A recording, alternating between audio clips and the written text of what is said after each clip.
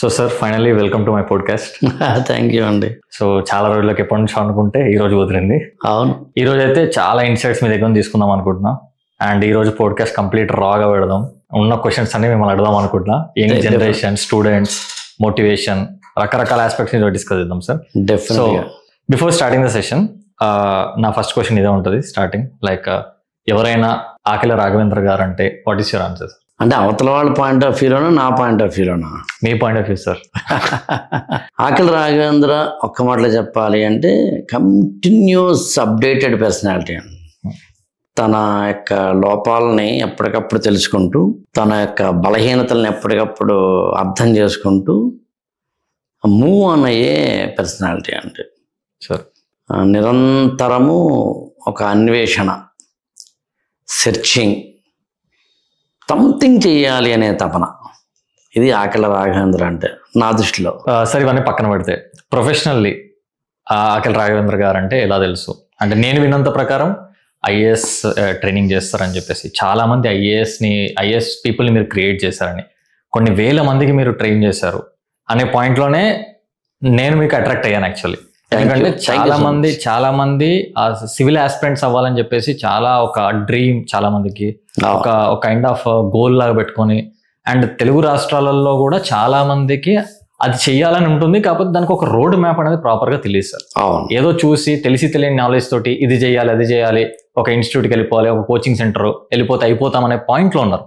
So ఈ రోజు podcast అనేది దీన్ని కట్ డౌన్ చేయాలనే ఉద్దేశంతో ఐ వాంట్ టు డిస్కస్. దాని గురించి ప్రొఫెషనల్ గా మీ గురించి తెలుసుకోవాలనుకున్నాను. ప్రొఫెషనల్ గా నేను గత 25 ఏళ్లుగా ఐఏఎస్ ఆస్పిరెంట్స్ కి ట్రైనింగ్ ఇవ్వడం. Yes sir. దాదాపు 2000 నుంచి అనుకోవచ్చు.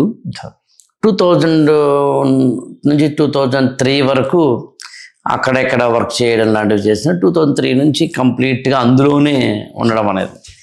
సో ఖచ్చితంగా ఒక 25 years of experience civil services ఫీల్డ్లో.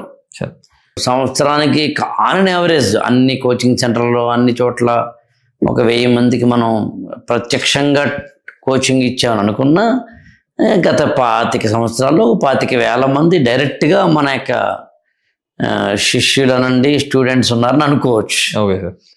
వేదికల మీద ఉపన్యాసం ఇచ్చే దాంట్లో అయితే కనుక ప్రతి వేదిక నాకు తెలిసి వారానికి ఎక్కడో ఉపన్యాసం ఉంటుంది. అది అంటే వారానికి 1000 మందిని ఖచ్చితంగా అడ్రస్ చేస్తాం.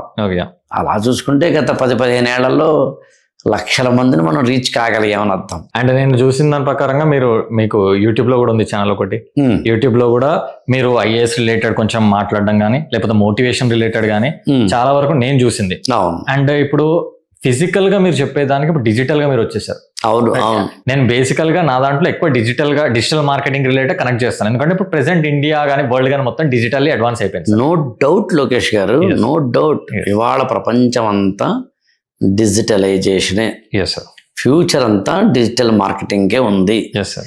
కన్వెన్షనల్ మార్కెటింగ్ అనేది నాకు తెలిసి ఇంకా ఎందుకు చేస్తున్నారు నాకు డౌట్ అంటాను.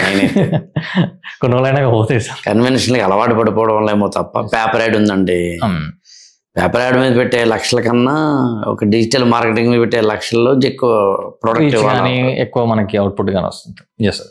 మీరు ఫిజికల్ గా స్టూడెంట్స్ అడ్రస్ చేసినప్పుడు కానీ డిజిటల్ గా వెళ్ళేదానికి మీకు కనిపించిన డిఫరెన్సెస్ ఏంటి? అంటే ఫిజికల్ ఎప్పుడు ఫిజికలేనండి.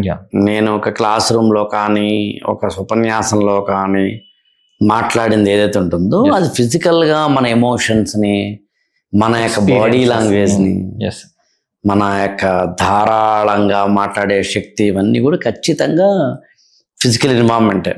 అటు ఇటు తిరుగుతూ మాట్లాడతాను, జనాలను అడ్రస్ చేస్తాను. ఆ మూల కూర్చున్న వాటితోటి ఐ కాంటాక్ట్, ఈ మూల కూర్చున్న వాడితో ఐ కాంటాక్ట్, ఇవన్నీ ఉంటాయి. కాబట్టి physical platform is the best platform. Digital అనేది ఏంటంటే మనము రీచ్ కాని ఫిజికల్ ప్లేసెస్కి రీచ్ అయ్యేలా చేసేది డిజిటల్. ఇప్పుడు నేను ఏదో అశోక్ నగర్లోనో, హిమాయత్ నగర్లోనో, కరీంనగర్లోనో, వరంగల్లోనో ఒక ఉపన్యాసం ఇస్తుంటే అక్కడ ఉన్న ఒక 1000 మందికో, 500 మందికో, 300 మందికో I'm able to reach. But what about ఒక అమెరికాలో ఉన్నారు ఒక ఆయన, లేకపోతే ఆఫ్రికాలో ఉన్నారు ఒక ఆవిడ, how to reach them? Digitalization. So అందుకని డిజిటలైజేషన్ అనేది ఏంటంటే ఎక్కువ దూరంగా తీసుకెళ్తుంది మనల్ని. ఫిజికల్ అనేది ఏంటంటే ఇంటాక్ట్, అక్కడున్న కొంతమందికి మాత్రమే పరిమితం అయ్యేలా చేస్తుంది. రెండు అవసరమే అంటారు. And one more thing, digitally మీరు చెప్పే మోటివేషనల్ అయి ఉండొచ్చు, మీరు ఇచ్చిన కొన్ని గైడెన్స్ అయి ఉండొచ్చు.